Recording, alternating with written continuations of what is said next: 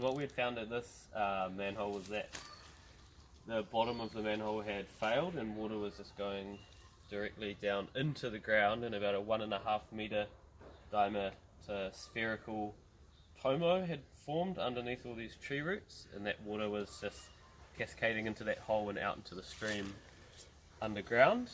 So we've piped it to get the water back into the network.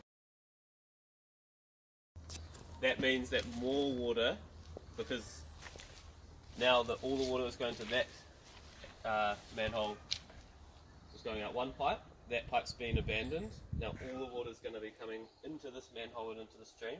So we're going to upgrade this pipe that's going between manhole and outfall in order to make sure that that pipe's got the capacity from the network upstream. So this, because of the manhole works that we're doing just upstream, this pipe here is going to be decommissioned and removed.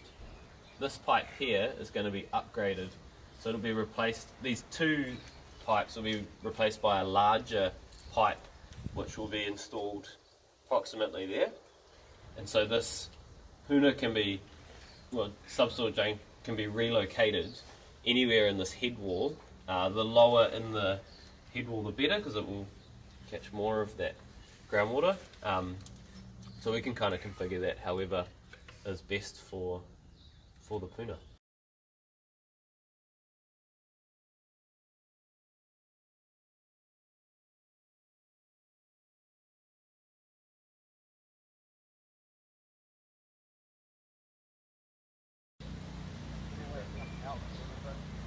Yeah, that's all pretty well locked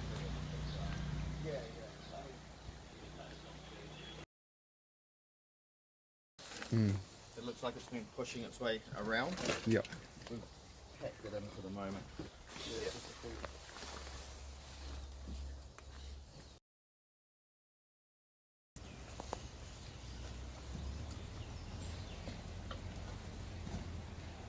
Looks good. So,